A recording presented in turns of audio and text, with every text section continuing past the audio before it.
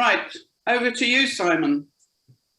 Thank you very much. Thank you very much. I feel like Methuselah actually with all of those things that I've apparently done, but that's great. Well, the conference theme is on anxiety, and I suppose I wasn't feeling in the least bit anxious, but with the delays and I think the technical issues, which have been dealt with fantastically well, I have to say, I'm just thinking I've got an anxiety now around time. So I'm just going to go straight ahead, and I'm going to start straight away. Ian, could I ask you to put the first slide up, please? That's wonderful. So, okay, so the conference team in their website welcome stated, "We're living in a changing world and uncertain times, and nationally our society has and continues to transform. Issues such as Brexit and the COVID-19 pandemic present anxieties around concerns such as social cohesion, national identity, and economic reconfiguration." They add, "Brexit, COVID, and racial inequality are not our only concerns. Other challenges facing us today include climate change, knife crime, terrorism, the aging population, as Jill mentioned a moment ago, social injustice, poverty, human trafficking, human slavery, neurodiversity, gender diversity, the NHS, addiction to prescribed drugs, and even the future of our profession." This conference then is aiming to explore how counselling psychologists can contribute to well-being in this age of anxiety. If the phrase age of anxiety resonates with some of you, that's probably because it's familiar as the title W.H. Auden gave to his most influential poem, published in 1947, in which he wrote about human isolation, lack of meaning and purpose, and the fragility of the political scene in the aftermath of the Second World War. And here we are again, with the rise of the far right, a new arms race in the offing, the fracturing of Europe, the rise of new superpowers. Add these to the mix, and the litany of reasons to be anxious might feel truly overwhelming. We have so many tangible reasons to be anxious, but it might be argued that we've always lived in a changing world and that the human condition is characterized by uncertainty.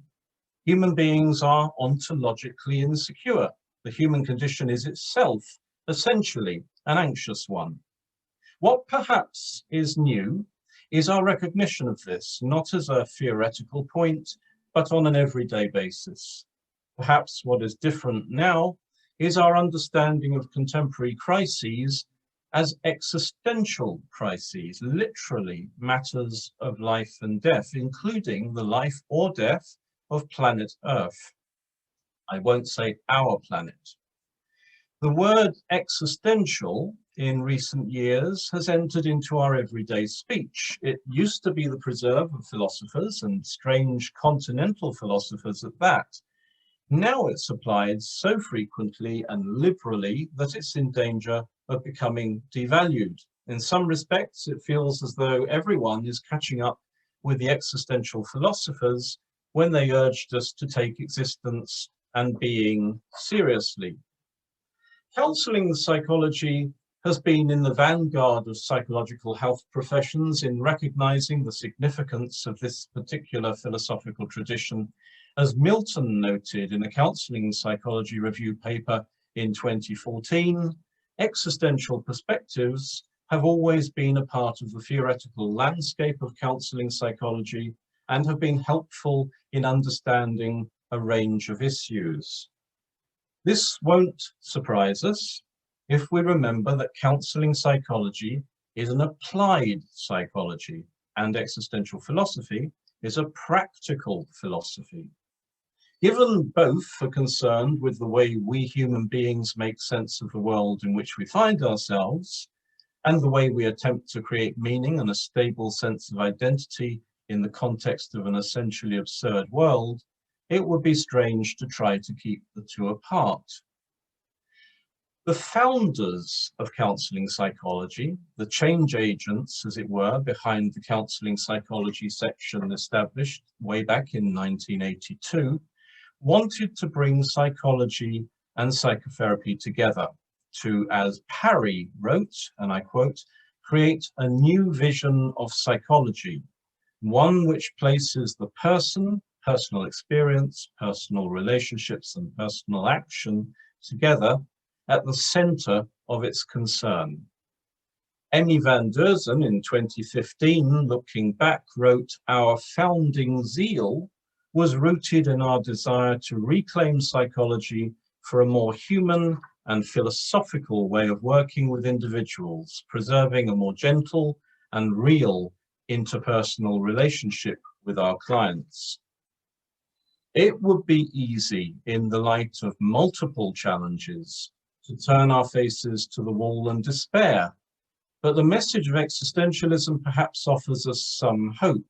Anxiety is understood from this perspective as an appropriate response to our precarious human condition. And in attending to anxiety, we can find the courage perhaps to bear the challenges and move forward. Nietzsche famously wrote, "What does not kill me makes me stronger."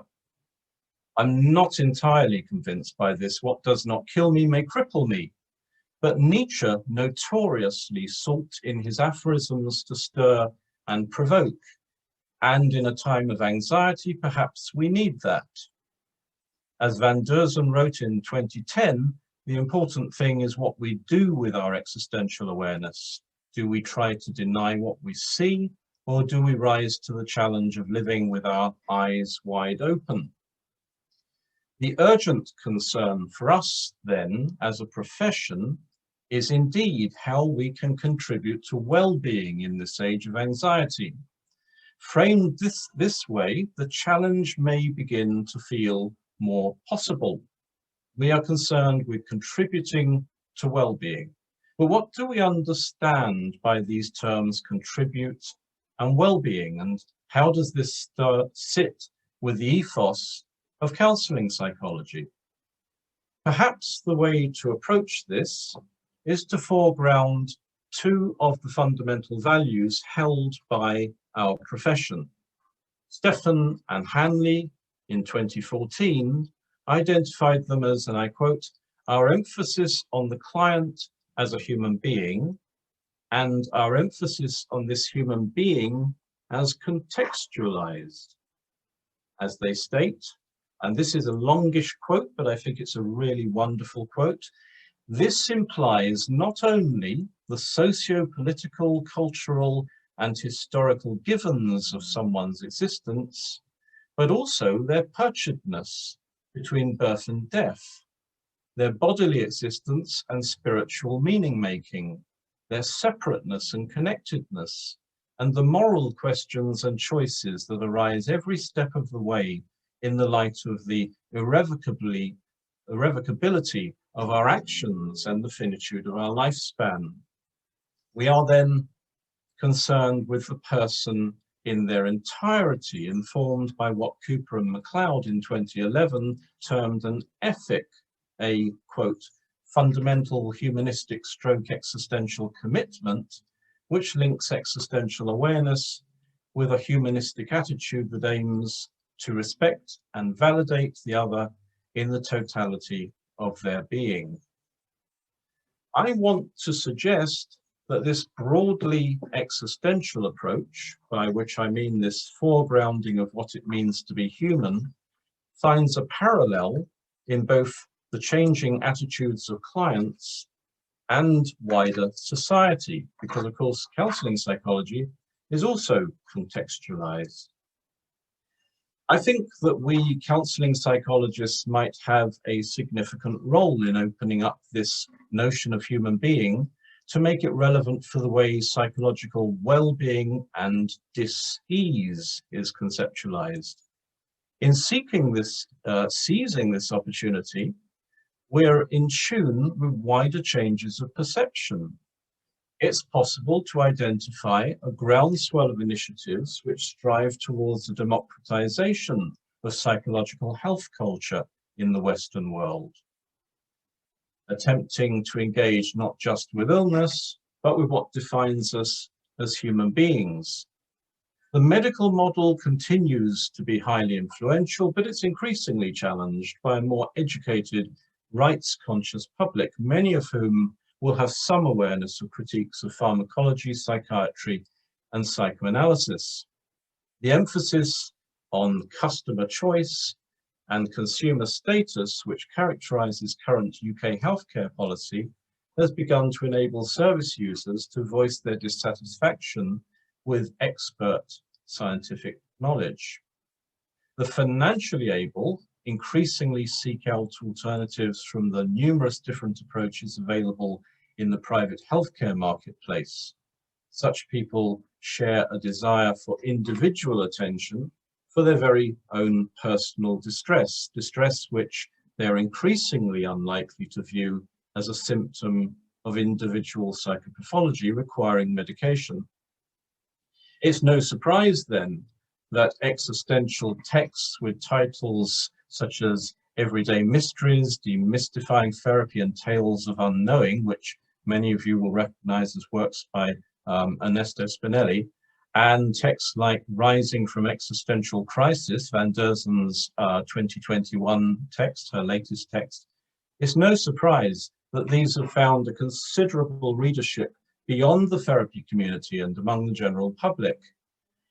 Interest in the contribution of philosophy in general to psychological well-being appears to be in the ascendant as well. And a number of academic philosophers have responded to this with texts designed to promote the relevance of their discipline to problems of living. And I'm thinking here of people like Alain de Botton, Adam Phillips, Anthony Storr, Simon Blackburn, A.C. Grayling.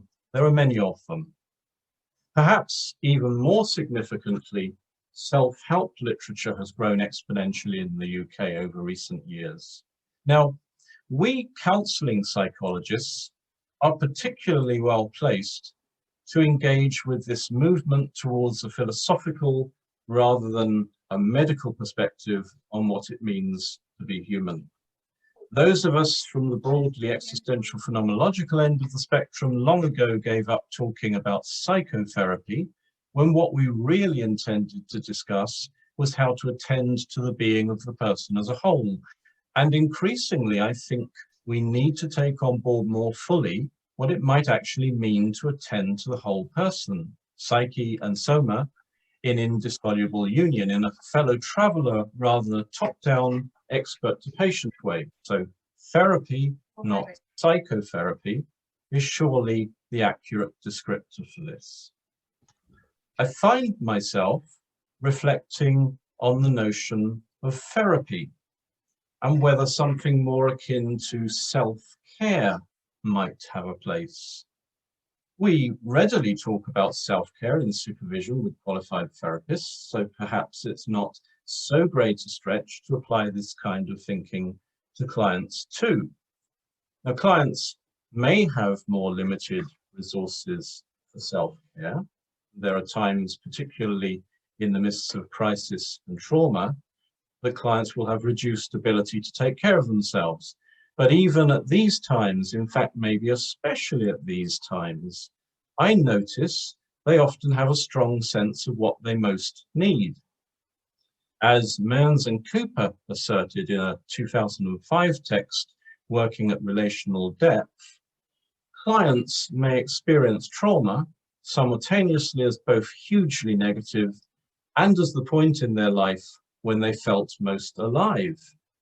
A fellow traveler, I suspect, can help the client to surface their subjective meaning in such situations in ways that an expert carer cannot. It's the Heideggerian distinction, I think, between leaping in, einspringen, and leaping ahead of, vorspringen. You might ask, what is the connection here between all this leaping and wonderment, between heavy Germanic philosophizing and English romanticism? My response, perhaps not remarkably original, is care, or Sorge, as Heidegger termed it. In leaping ahead of the client, we model the act of curiosity, and the client, on noticing our genuine curiosity about their self, may in turn begin to take their self seriously. Ian, if I could have the slide, please, the second slide. Hopefully that will come up in a moment. So in so doing, thank you. In so doing, they may find themselves in the same place as Samuel Taylor Coleridge when he writes about what he calls the wonder of wonders. And here we have it. Hast thou ever raised thy mind to the consideration of existence in and by itself as the mere act of existing? Hast thou ever said to thyself thoughtfully, it is, heedless in that moment, whether it were a man before thee, or a flower, or a grain of sand, without reference, in short, to this or that mode or form of existence? Now, I want to propose today the promotion of wonderment as a goal for therapists and clients alike. This isn't the same as the notion of awe. I mention awe because Dr. Kirk Schneider, an American colleague of mine, has proposed what he terms awe-based therapy and awe-based psychology as a philosophical response to psychological distress. He uses the word awe to stress the poignancy, profundity, and vivacity of life. He argues that we contemporary human beings have lost touch with our complexity and depth. To reconnect with this, we need, he argues, to promote a sense of awe and place it at the center of everything we do. Now, this awe isn't very sharply defined, even though it seems to be the driver of so much else. Nevertheless, I'm not sure awe captures what I have in mind. I'm wary of its religious connotation and the specifically Judeo-Christian theological point of reference. Kirk and I co-authored a chapter in a book in 2012, Existential Therapy, Legacy, Vibrancy, and Dialogue. And Ian, if we could have the next slide, please, that would be fantastic. Lovely. So true to the title, that's the cover, true to the title, we engaged in a dialogue of awe versus wonderment. And I was interested to see how all-encompassing awe became, as Kirk talked about plans for awe-based education, awe-based work, awe-based democracy, even awe-based society. It occurred to me that these awe-based institutions would likely need a group of expert therapists to steer them, perhaps something like the priest class Kierkegaard railed against in his critique of organized religion, or even a band of philosopher kings of the type Plato thought were required to bring about his utopian city-state of Callipolis, or beautiful city. As Plato wrote in the Republic, philosophers must become kings. This seems to me to be a very ambitious project indeed. We might even say awesome. In the course of my practice, I've become increasingly sensitized to the subtle ways in which power can be exercised to control us. Kirk defines his awe as commingling senses of wonder, dread, and reverence. It's good to know wonder is in the mix. I'm not so sure about dread and reverence. It seems to me that I spend quite a lot of my time as a therapist in supporting people in freeing themselves of a sense of dread and really questioning what, if anything, they want to revere. I've no concerns about reverence or dread freely chosen, but I am concerned about how easily they can be insinuated by the powerful into the lives of the vulnerable. I think wonderment, the secular equivalent of awe, might be a more helpful, less fearful term. I don't want to be in awe, and I don't want my clients to be in awe. I want us instead to recapture our innate ability to wonder. The ability to wonder comes from within us. It's not a higher power which descends upon us from above.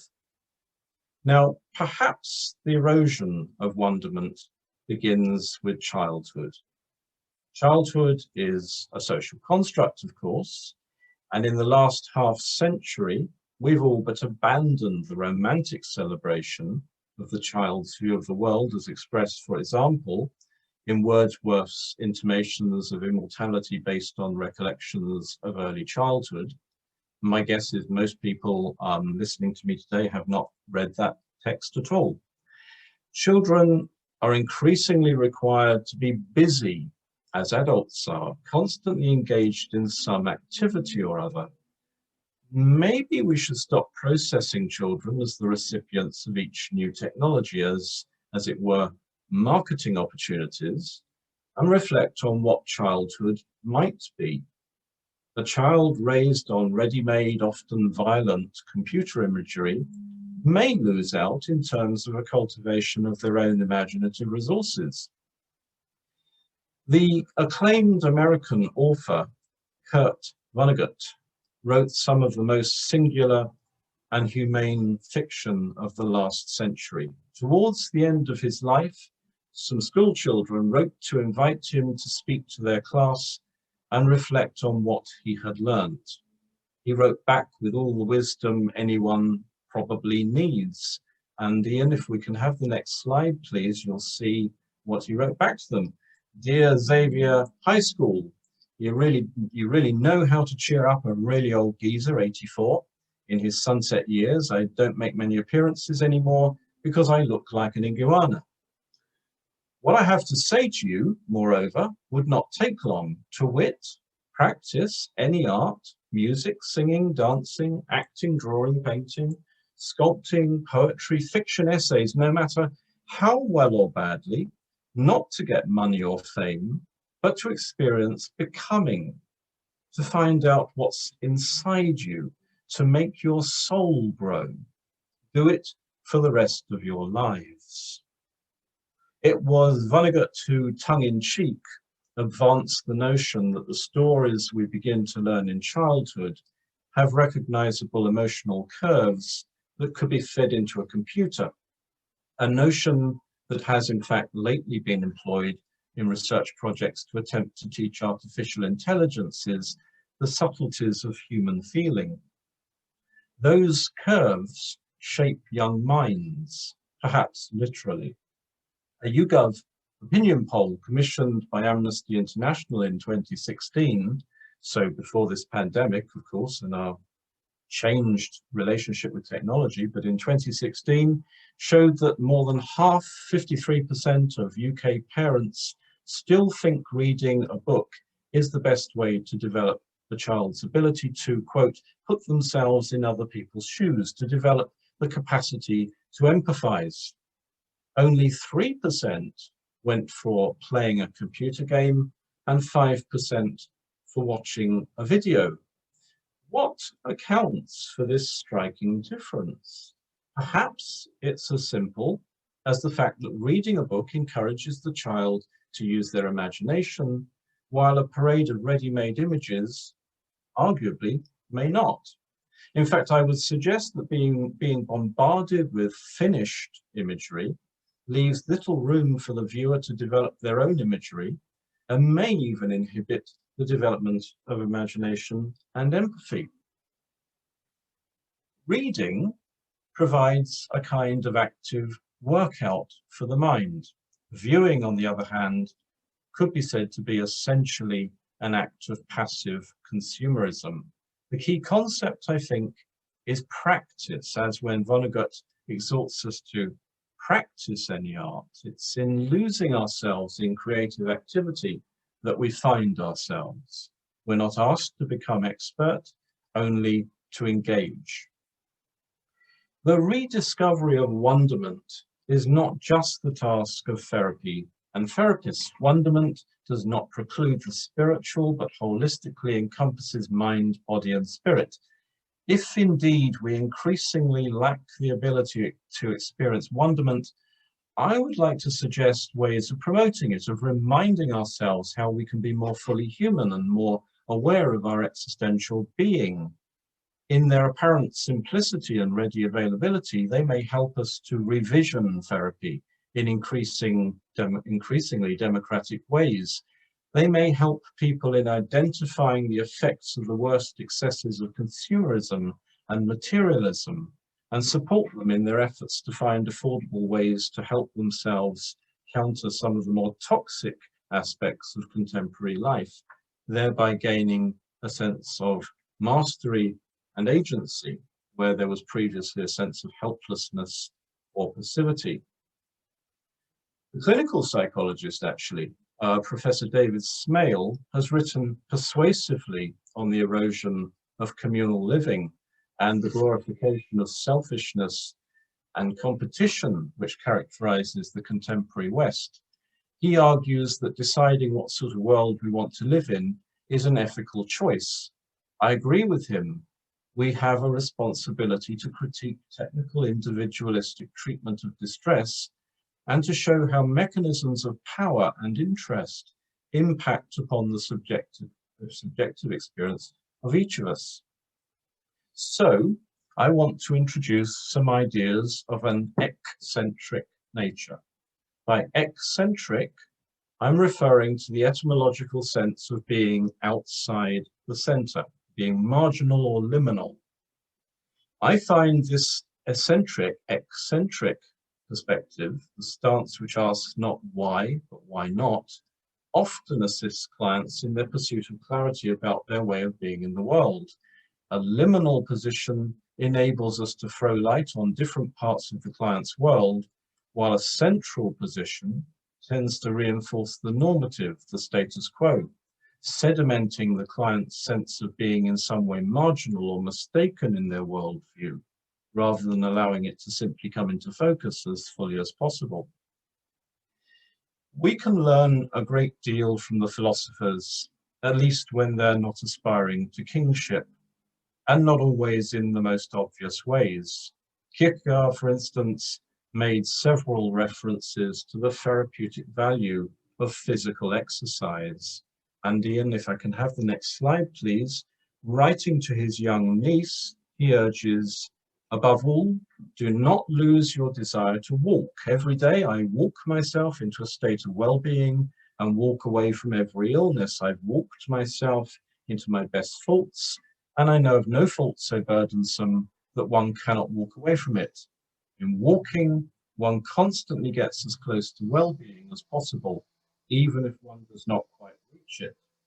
Health and salvation can only be found in motion.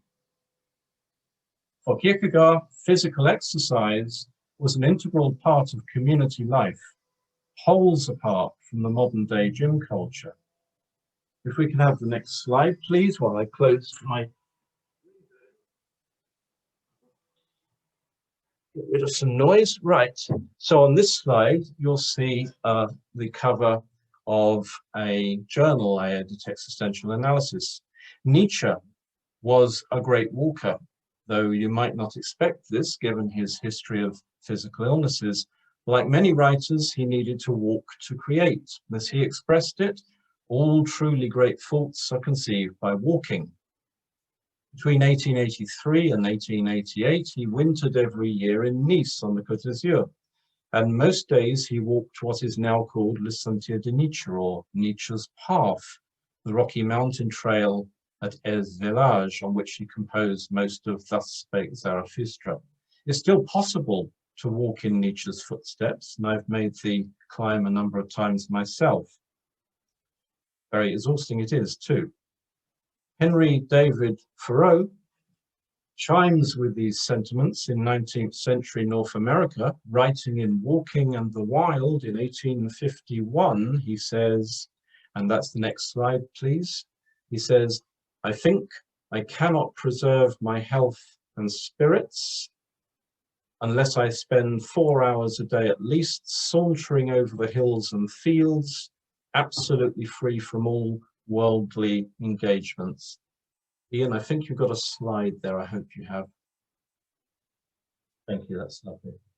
Richard Mabey, the author of a remarkable autobiographical book, Nature Cure, reminds us, and immediately we need another slide, Ian, I'm afraid, reminds us that a respect for the curative properties of nature goes back as far as written history. I want, he writes, to suggest a greater sense of the natural world provides an ideal way of increasing our ability to experience wonderment. The Romans had a saying, solvitur ambulando, which means roughly, you can work it out by walking, including your own emotional tangles. How often have all of us, caught up in some downcast mood, gone for a walk to blow the cobwebs away and come back with a renewed sense of direction or purpose? And what is good for us is surely good for our clients too. I increasingly find myself facilitating clients to reflect on their relationship to the physical world, and I'm struck by the frequency with which this leads them to reevaluate how they engage with the givens of this natural world. The American folklorist John Jacob Niles collected fragments of an Appalachian carol, which he published in 1933, with the title, I Wonder as I Wander, and the first line, I wonder as I wander out under the sky. It seems that wondering and wandering go hand in hand, at least when they occur in nature. Mass pilgrimages were regular occurrences, of course, in the medieval world, and if we know Chaucer, we know the journey, purposeful wandering, if you like, was far more important than the destination. The Canterbury Tales may be read as the description of a liminal experience, since its subject matter is a transitional journey between the known world and an imagined, possibly more holy identity. Maybe, again, stresses the strong connection between nature, language, and identity. And I think we have another slide, Ian, please, when he writes, we constantly refer back to the natural world to try to discover who we are. Nature is the most potent source of metaphors to describe and explain our behavior and feelings.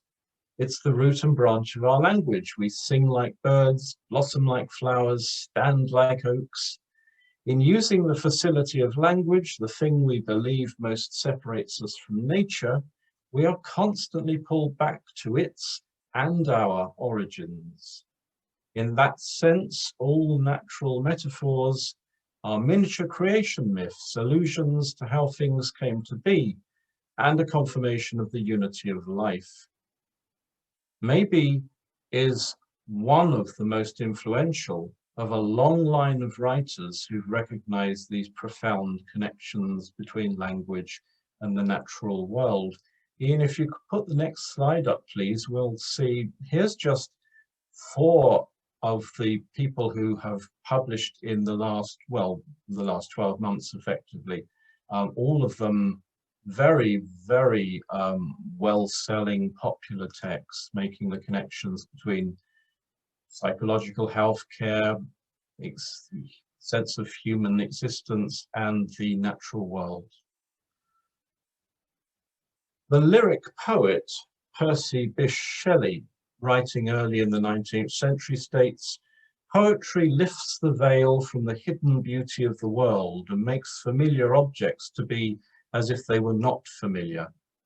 This reminds me in many ways of the ability of therapy to offer a different perspective on being in the world, one which can make the familiar tired and dreary vital and meaningful again. It's almost a description of therapy, I think. William Henry Davies, a much acclaimed Welsh Edwardian poet, owes his continuing fame to a short poem entitled Leisure, published in 1911. He raises the question in the opening stanza, what is this life if full of care we have no time to stand and stare, and supplies his own answer in the last stanza, a poor life this, if full of care we have no time to stand and stare. And Ian, if we can have the next slide, you'll see the whole poem. Quite short. What is this life if full of care we have no time to stand and stare, no time to see when woods we pass where squirrels hide their nuts in grass, No time to turn at beauty's glance and watch her feet, how they can dance. No time to wait till her mouth can enrich that smile her eyes began. A poor life this, if full of care. We have no time to stand and stare. Perhaps this is not a great work of art, but it hit a nerve and became enormously popular as a result. It addresses the plight of the Edwardians, and particularly the rural working class, who in great numbers left the land to become, for the most part, semi-skilled appendages to the burgeoning machine world, and who also in great numbers were to be mown down by machines in the Great War, which broke out just 3 years later. Now, Davies is not, of course, an existentialist, but his naive imagery resonates simply because it feels immediate and truthful. And his warning that the hectic pace of modern life has a detrimental effect on the human spirit seems more pertinent today than ever. Since movement, observation of nature and the world around us, and freedom of expression seem intimately related, we can see exercise and nature as our first routes to an enhanced sense of being. We can't always, of course, be walking in nature, even leaving aside the difficulty of this for urban populations. The important point is that each of these writers is concerned with the attainment of a certain balance in life. They see having a relationship with the physical world as an element of good living, what the Greeks termed eudaimonia. A characteristic of wonderment is the authenticity of our experiences. One of the things we may be in danger of losing in our contemporary world is authenticity in our dealings with others. A case in point is how we communicate with others. It's important that we experience ourselves in relation with our fellow human beings, and we can do this in a number of ways, including by direct communication in the form of conversation or dialogue, either with our contemporaries or indirectly by reading the thoughts of our predecessors. Awareness of the significance of dialogue is not a recent phenomenon, of course. Michel de Montaigne, the 16th century French essayist, recommends conversation over solitary reading when he says, and I quote, "Studying books has a languid, feeble motion, whereas conversation provides teaching and exercise all at once." Montaigne thinks of conversation as an intellectual sporting event that will improve the mind, and he writes, "Our mind is strengthened by contact with vigorous and well-ordered minds." In beginning to think more deeply about the quality of our encounters with other people, we may find ourselves back with some fundamental philosophical issues. I referred a few minutes ago to Coleridge's question about existence in and by itself as the mere act of existing. We can trace a direct link through from Coleridge's wonder of wonders to the pioneering work of the American psychotherapist Rollo May and his notion of here is a new person, all hyphenated, and the I am experience, again, I am hyphenated. These are the twin phenomena which have guided my own clinical practice over the years. He describes both in his classic 1958 book, appropriately entitled Existence, which he wrote with other contributors with the aim of introducing existential ideas to the then medical model dominated American scene. The attitude May urges us to take to each individual human being mirrors that adopted by Coleridge in his recognition of existence in A Grain of Sand. This attitude asks us to set aside, as far as possible, our preconceptions in order to fully encounter the being of the other. By approaching each person from a position of radical curiosity and setting aside our preconceptions about them, the idea is that we can meet them in their, and I quote, living immediate reality, free from our theories about them. We meet them instead as a unique example of existence, existence with a capital E. As May explains, and I quote, the data we learnt about the client may have been accurate and well worth learning, but the point rather is that the grasping of the being of the other person occurs on a quite different level from our knowledge of specific things about him. In this way, he argues, we take the being of the other seriously. We care about this being as something wonderful, and we wonder about it. In doing so, we model care, or Sorge, and may encourage the client to become curious again about their self. This returned care can prepare the ground for what he calls the I am moment, where the client recognizes their own being as something remarkable and fundamental. He quotes a client describing this as, and I quote, "It is ceasing to feel like a theory towards one's self." It is like ceasing to feel like a theory towards one's self. For May, these two experiences are the necessary but not sufficient conditions for therapy. Now, the challenges involved in meeting the other have changed and become more complex over the last 17 months of pandemic restrictions, as we're very aware today, I'm sure. The move from predominantly working one-to-one to meeting clients via electronic media has been a profound one, with implications for genuine dialogue and working at relational depth. I joined two colleagues to undertake a piece of research on the challenges and experiences of therapists working remotely during the coronavirus pandemic. And Ian, if we could have the next slide, please. This is the reference for it, if anyone wants to follow it up in their own time later.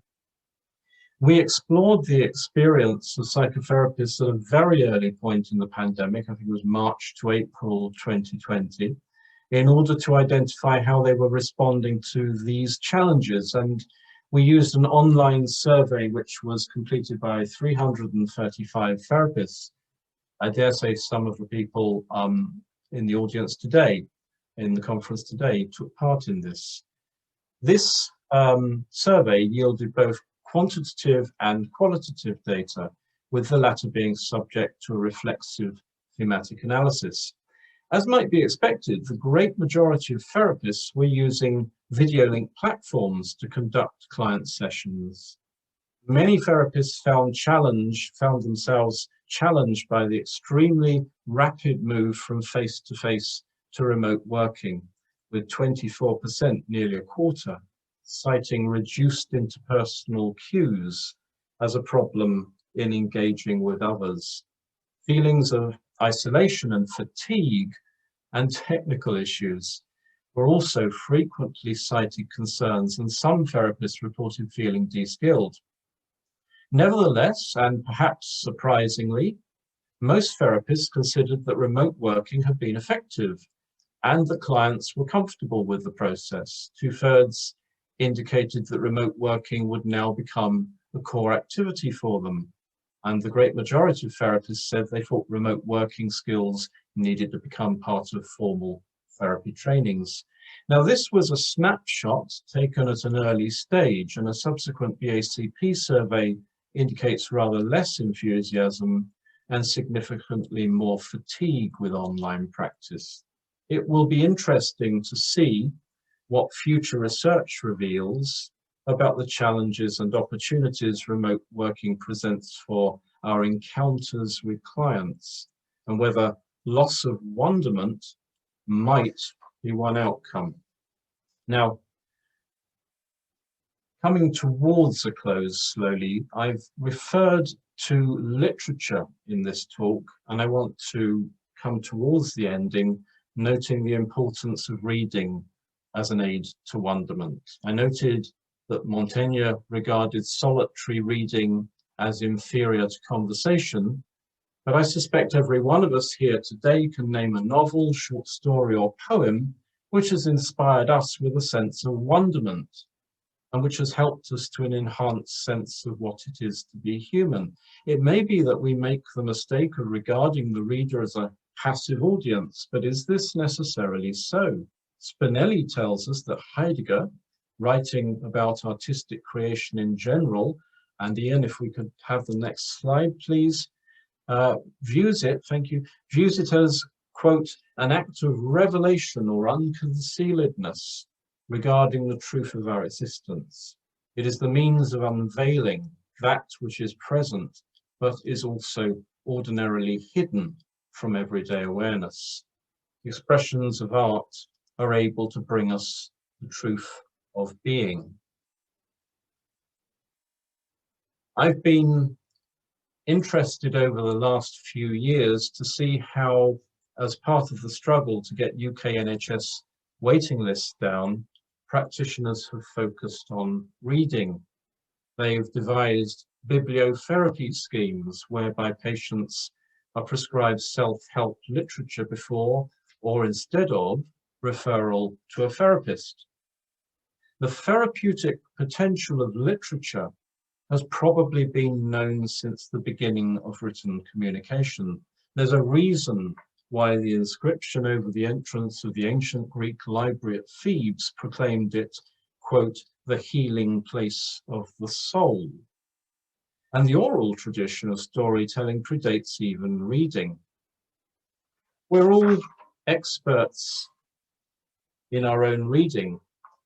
When a few years ago I did research on therapeutic functions of literature, I interviewed a group of therapists about their reading habits, and they were all able to elaborate on them, in fact, in detail at great length. They said that clients also frequently talked about reading in the course of their sessions, not necessarily books. They might be mentioning pop song lyrics, a text like a film. But when we look at how reading has been incorporated in therapy, we find it generally used in a limited, expert-led way. At first sight, bibliotherapy seems to be a relatively democratic vehicle in which the client is in the driving seat. Its proliferation, part of the shift away from seeing therapy as defined by the traditional client-therapist alliance and 50-minute hour. When I looked closely at the first NHS schemes, I found they were, and they continue to be, largely based on existing US models. Now, these pre-existing American models originated back in the 1920s when librarians began to recommend reading materials specifically for their therapeutic value.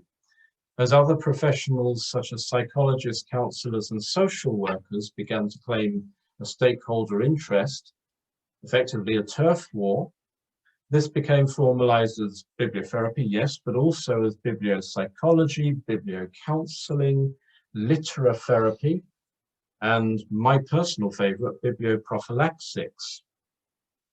Technique, though, has increasingly come to the fore as this has become more and more professionalized. And this has sidelined the relational aspects of working with books. Bibliotherapy has been reshaped as primarily an efficient and cost-effective way of delivering cognitive behavioral therapy. The argument goes, if CBT is a scientific, measurable, evidence-based practice, then so is bibliotherapy. And it follows that CBT practitioners have been able to claim this approach as their own. And if we could have the next slide, please, Ian. At the most optimistic and pragmatic end of the spectrum, Stanley, this is the cover of one of her books, two versions of the same cover, I think. Stanley refers to bibliotherapy as, quote, a science, and she provides recommendations for readers seeking advice. And that's the next slide, please, Ian, I think. as specific and as amorphous as, here we are, coping with a chronic illness, addiction and recovery, self-esteem, and discovering your life's mission, which I think is rather wonderful.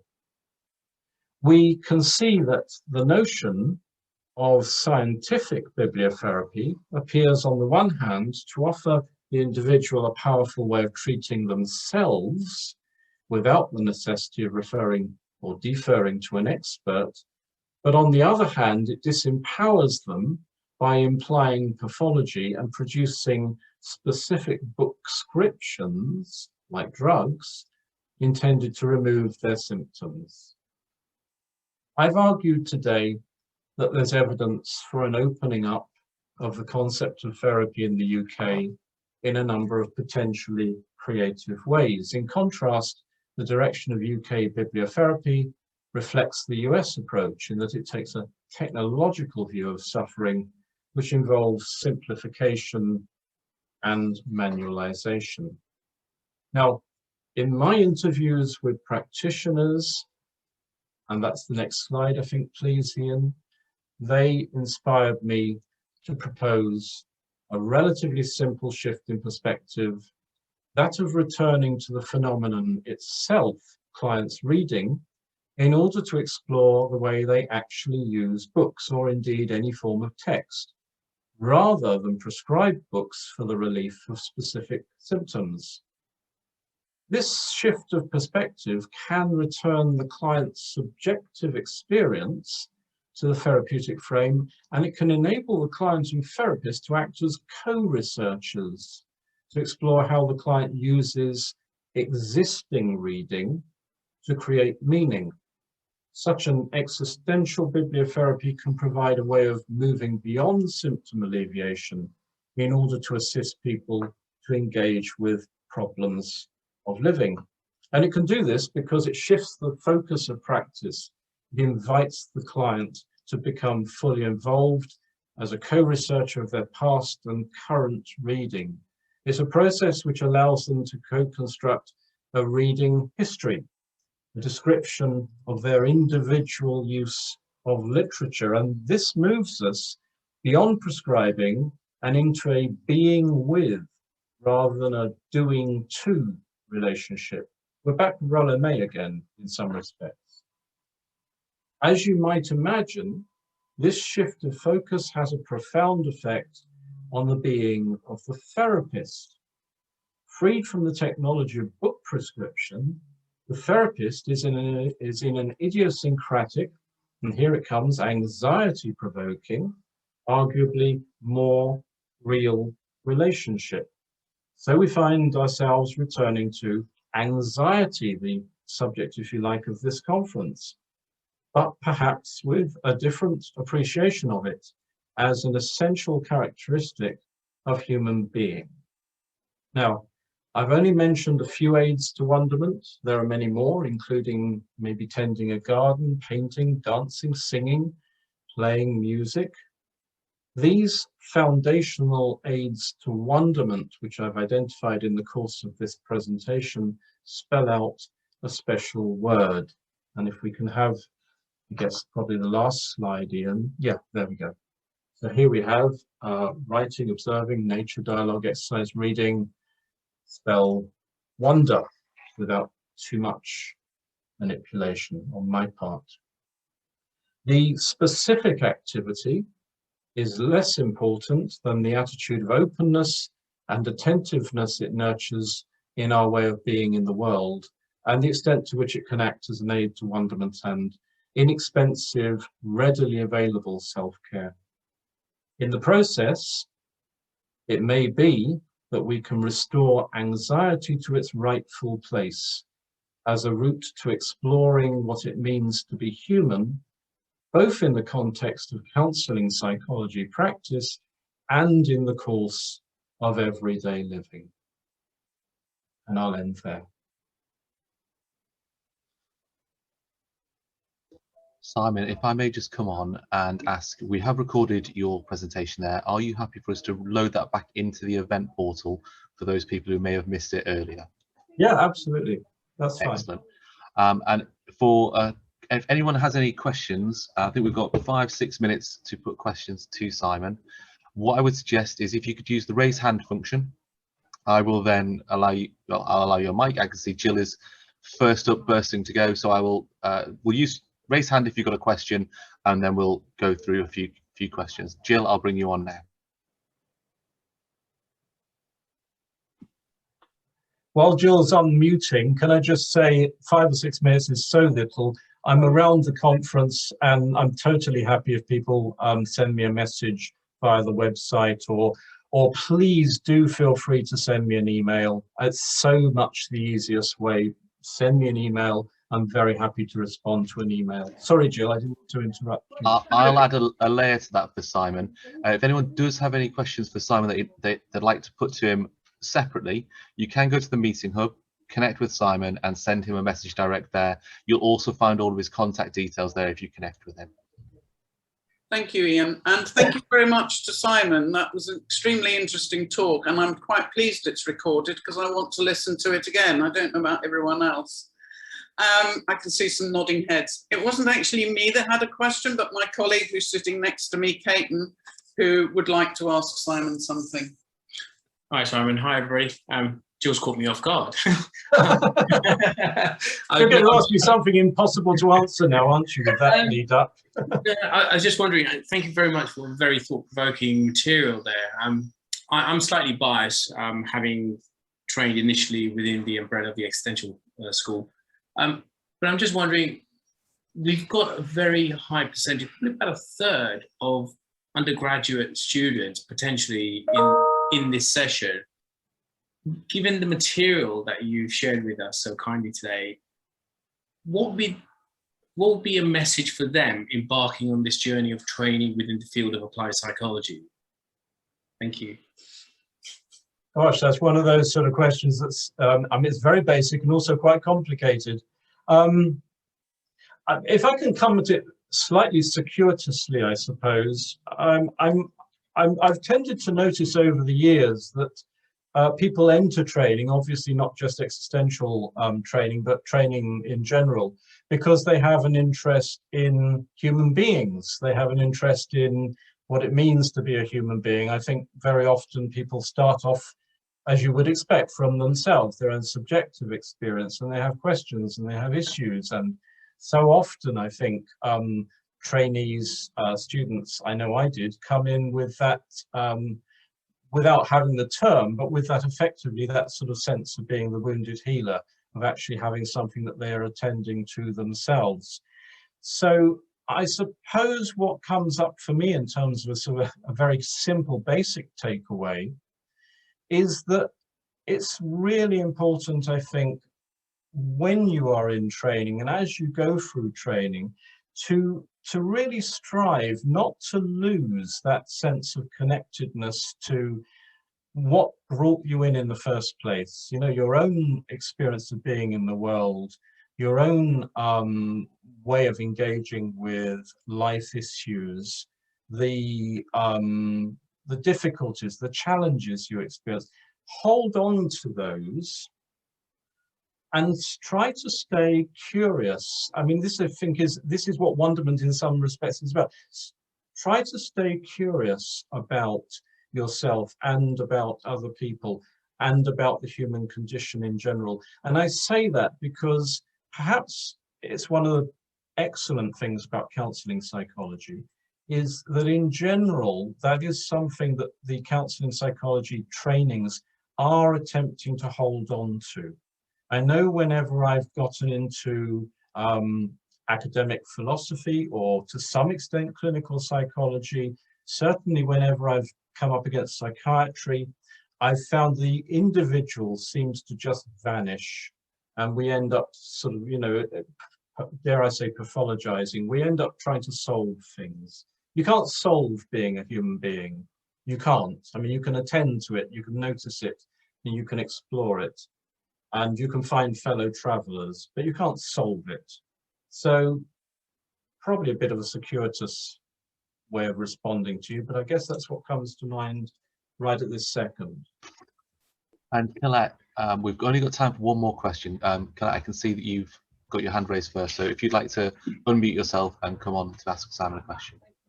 Certainly, and thank you very much for your talk this morning, Simon. It was really, really interesting, and I found myself thinking about experiences and advice that I'd been given when I had difficulties in my own life, and things that my mum said to me. And she's not a psychologist or anything, so it's nice to see that her knowledge is in tune with yours.